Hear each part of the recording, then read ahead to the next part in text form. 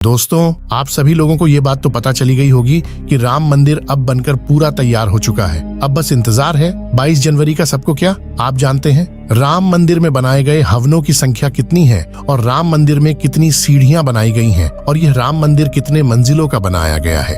राम मंदिर के अंदर कौन कौन से कीमती पत्थर चुनवाए गए हैं? राम मंदिर की लंबाई पूर्व से पश्चिम में 380 फीट रखी गई है। इसी के साथ चौड़ाई 250 फीट तक कराई गई है और ऊंचाई इसकी 161 फीट है। राम मंदिर कुल 3 मंजिलों का है, जिसमें प्रत्येक मंजिल की ऊंचाई 20 फीट है और इस मंदिर में कुल 392 खंबे हैं तथा 44 द्वार बनाए गए हैं। इसी के साथ ये बताया जा रहा है कि अयोध्या में 2 मंडप में 9 हवन कुंड बनाए गए हैं। इसी के साथ यहाँ 121 पुजारी हवन कुंड की पूजा करेंगे। और बताया जा रहा है कि गुजरात के बड़ोदरा में बनाई गई अयोध्या के लिए अगरबत्ती की लंबाई 108 फीट है तथा इसका वजन 3500 किलोग्राम है। ये अगरबत्ती 110 फीट लंबे रथों से भेजा जा रहा है, जो अयोध्या में 19 जनवरी तक पहुंच जाएगी। अब बात करते मंदिर के उद्घाटन में कौन कौन महान हस्तियां पहुंचेगी।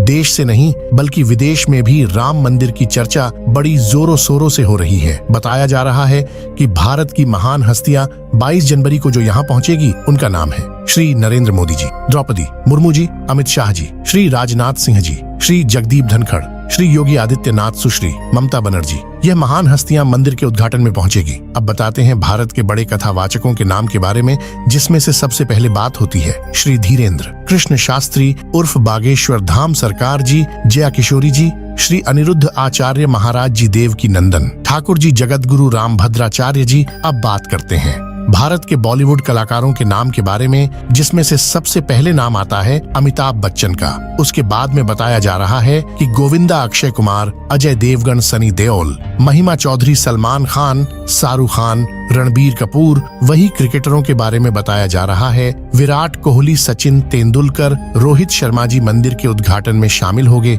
लेकिन अभी कुछ ऐसी चमत्कारिक घटना सामने आ रही है जिसे देखकर हर भारतवासी हैरान है। जो गिद्ध और भालू हमें पिछले कई सालों से कहीं नजर भी नहीं आए हैं, लेकिन अचानक अयोध्या के अंदर बड़ी संख्या में गिद्धों और भालुओं का झुंड पहुंच गया है। बहुत लोग इन्हें साक्षात जटायु जामवंत का रूप कह रहे हैं, जो भगवान श्री राम के मंदिर की प्राण प्रतिष्ठा में शामिल होने के लिए आए हैं। लोगों को हैरानी इसलिए हो रही है क्योंकि जो गिद्ध और भालुओं की प्रजाति भारत से विलुप्त होने की कगार पर है, साल 2000 के बाद इतनी संख्या में कहीं पर भी नजर नहीं आए और इतनी बड़ी संख्या में अयोध्या पहुंच जाना वाकई में भगवान श्री राम का चमत्कार है। और यह खबर जब मीडिया के अंदर पहुंची तो सब जगह भगवान श्री राम के चमत्कार की चर्चा बहुत तेजी से होने लगी। इस चमत्कार को आज वैज्ञानिक भी मान रहे हैं। आज के इस वीडियो में भगवान श्री राम के मंदिर बनने के वक्त हुए वह चमत्कार बताएंगे, जिसे सुनकर आप भी चौंक जाएंगे। आखिर क्यों नेपाल से 2 जो विशाल शिलाएं लाई गई थीं, जिससे भगवान श्री राम की मूर्ति बनाई जानी थी, लेकिन उनसे मूर्ति न बनाकर दूसरे पत्थरों को लाया गया। इसी के साथ और यह भी बताया जा रहा है कि अयोध्या मंदिर में हजारों की संख्या में लंगूरी बंदर भी नजर आ रहे हैं, जो साक्षात हनुमान जी की चमत्कारी कृपा होने का अंदाज बताया जा रहा है। तो चलिए वीडियो शुरू करें। उससे पहले कमेंट में जय श्री राम जरूर लिख दें। आज का वीडियो दोस्तों, जिस मौके का पूरी दुनिया इंतजार कर रही थी, अब वह घड़ी आ गई है। अयोध्या में प्रभु श्री राम मंदिर बनकर तैयार हो चुका है। 22 जनवरी को राम लल्ला की प्राण प्रतिष्ठा की जाएगी, लेकिन उससे पहले ही चमत्कार के ऊपर चमत्कार देखने को मिल रहे हैं। सबसे पहला चमत्कार तब हो गया जब लोगों को अचानक जटायु के वंशज गिद्ध आसमान में उड़ते दिखाई दिए। यहाँ तक कि भगवान श्री राम के भक्त इन्हें राम मंदिर की प्राण प्रतिष्ठा में आए मेहमान मान रहे हैं, क्योंकि पिछले कुछ सालों में यह प्रजाति विलुप्त सी हो गई थी। लेकिन राम मंदिर की प्राण प्रतिष्ठा नजदीक आते ही अयोध्या के आसपास बड़ी संख्या में गिद्ध आ पहुंचे हैं। लोग इस करिश्मा को देखकर पूजा भी कर रहे हैं, क्योंकि गिद्ध ऐसा प्राणी है जो भारत से विलुप्त हो चुका है। ऐसे में प्रभु श्री राम की प्राण प्रतिष्ठा से पहले ही वह कैसे दिखे, इसे लोग भगवान का चमत्कार मानकर पूजा अर्चना भी कर रहे हैं। अब मित्रों, यह इतनी बड़ी बात कोई सहयोग तो नहीं हो सकती है। कुछ बुद्धिजीवी लोग रामायण के होने पर ही सवाल उठाते रहते हैं। उन लोगों का मानना है कि रामायण असल में एक कहानी थी, मगर आज भी रामायण से जुड़े हुए बहुत सारे ऐसे सबूत मौजूद है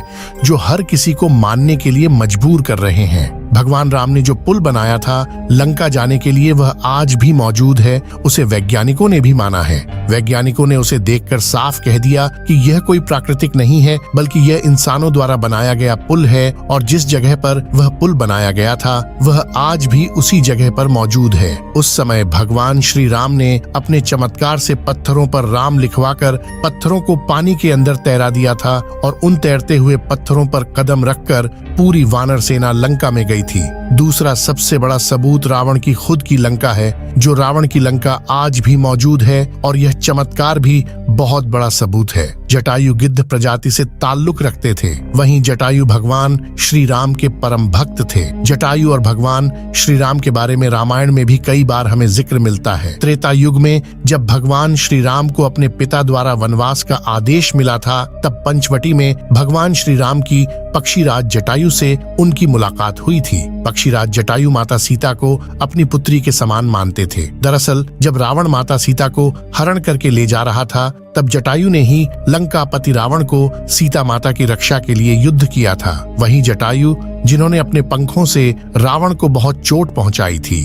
रावण के शरीर को जटायु ने लहूलुहान कर दिया था। इस संघर्ष में जटायु ने अपने प्राणों की आहुति दी थी। छत्तीसगढ़ के दंडकारण्य में गिद्धराज जटायु का मंदिर है। ये वह स्थान है जब सीता का अपहरण कर रावण पुष्पक विमान से लंका सीता जी को ले रहा था, तो सबसे पहले जटायु ने ही रावण को रोका था।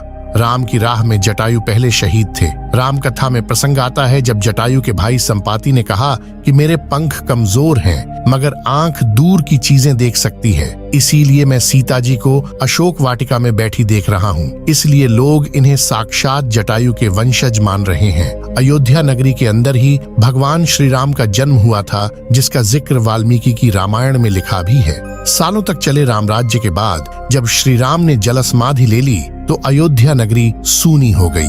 पौराणिक मान्यताओं के अनुसार उज्जैनी के राजा विक्रमादित्य जब यहाँ आखेट करने आए, तो उन्हें उजाड़ भूमि पर कुछ चमत्कार मूर्तियां दिखाई देने लगी। खोज की तो पता चला कि यह श्री राम की जन्मभूमि है। इसके बाद उन्होंने यहाँ श्री राम के भव्य मंदिर का निर्माण कराया, जिसमें काले रंग की कसौटी पत्थर वाले 84 स्तंभ थे। समय समय पर यहाँ राजाओं ने मंदिर की देखभाल की, लेकिन 14वीं शताब्दी में जब भारत में मुगलों का शासन हुआ, तो श्री राम जन्मभूमि को नष्ट कर वहाँ बाबरी मस्जिद बना दी गई। 1525 में राम जन्मभूमि मंदिर को बाबर के सेनापति मीर बांकी ने ध्वस्त करवाया था। बाबरी मस्जिद की 3 गुंबद थी, जिसके बाहरी हिस्से में एक चबूतरे में श्री राम के बाल स्वरूप की पूजा होती थी।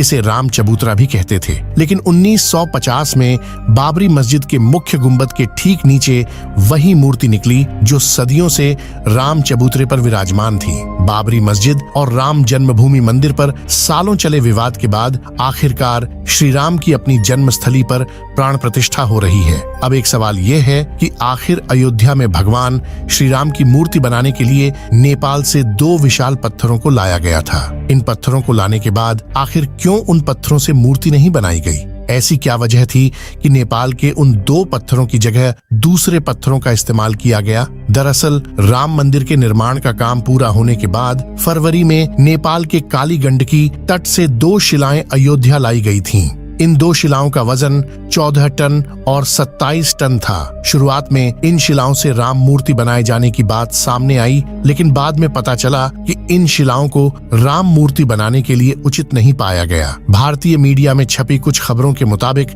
इन पत्थरों से मूर्ति नहीं बनाए जाने की एक वजह राम मंदिर से जुड़े संतों की ओर से जताई गई आपत्ति थी। खबरों के मुताबिक कुछ संतों का मानना था कि इन पत्थरों को मूर्ति निर्माण में इस्तेमाल नहीं कर सकते, क्योंकि कालिंदी की चट्टानों को तोड़ा नहीं जाना चाहिए, क्योंकि वे शालिग्राम के बराबर हैं। हालांकि अयोध्या पहुंचे नेपाली प्रतिनिधियों के मुताबिक इन शिलाओं की तकनीकी जांच के बाद मूर्तिकारों ने कहा कि ऐसी शिला से मूर्ति तराशना संभव नहीं है। इसके बाद दूसरे पत्थरों से मूर्तियां बनाई गईं। नेपाली प्रतिनिधियों के मुताबिक 27 टन वजनी शिला पर मूर्ति तराशने की कोशिश की गई थी, क्योंकि 74 टन वजनी शिला को शालिग्राम माना गया। लेकिन 27 टन वाली शिला भी उपयुक्त न पाए जाने के बाद दोनों शिलाओं को राम मंदिर निर्माण स्थल के पास रखा गया है। भारतीय मीडिया के मुताबिक राम मंदिर के गर्भगृह में रखने के लिए देश की अलग अलग जगहों से लाए गए पत्थरों से 3 मूर्तियां बनाई गई हैं। इनमें से सबसे अच्छी मूर्ति का चयन कर उसे गर्भगृह में स्थापित किया जाएगा। दोस्तों, अयोध्या में दुनिया का सबसे बड़ा विशाल मंदिर बन रहा है। लोग बेसब्री से इंतजार कर रहे हैं राम मंदिर के लिए। कुल 67 एकड़ जमीन है, जिसे 2 एकड़ में मंदिर बन रहा है। पहले मंदिर के मुख्य शिखर की ऊंचाई 128 फीट थी, अब यह 161 फीट होगी। 3 की जगह 5 गुंबद और एक मुख्य शिखर होगा। वैसे तो साल 2020 में ही काम शुरू कर दिया गया था। प्रधानमंत्री नरेंद्र मोदी ने 5 अगस्त 2020 को अयोध्या में राम मंदिर की आधारशिला रखी थी। साल 1994 में बाबरी मस्जिद को ढा दिया गया था, जिसके बाद हिंदू पक्ष और मुस्लिम पक्ष के बीच इलाहाबाद हाई कोर्ट से लेकर सुप्रीम कोर्ट तक लंबी कानूनी लड़ाई चली। इसके बाद नवंबर 2019 में ऐतिहासिक फैसला सुनाया और आदेश दिया कि अयोध्या में विवादित जमीन पर मंदिर बनाया जाए। इस फैसले में यह भी शामिल था कि केंद्र सरकार मस्जिद के निर्माण के लिए सुन्नी वक्फ बोर्ड की 5 एकड़ वैकल्पिक जमीन उपलब्ध कराए। अब बात करते हैं बंदरों के बारे में। साधारण बंदर आपने बहुत देखे होंगे, मगर आपने लंगूरी बंदर बहुत कम देखे होंगे, जो कि अयोध्या में हजारों की संख्या में दिखाई पड़ रहे हैं। इन्हें देखकर बताया जा रहा है कि मंदिर को देखने के लिए हनुमान जी की सेना भी अयोध्या में प्रभु श्री राम के दर्शन करने पहुंच गई है, क्योंकि बंदर हनुमान जी का दूसरा रूप माने जाते हैं। इनको भी देखकर अयोध्या वासी बहुत ही खुश हैं। जैसे ही यह वीडियो सोशल मीडिया पर वायरल हुई है, तो लोगों के मन में मंदिर के प्रति भक्ति की आस्था बहुत बरेचा गई है। जी हाँ दोस्तों, अगर आप भी राम भक्त हैं तो कमेंट में जय श्री राम जरूर लिखें।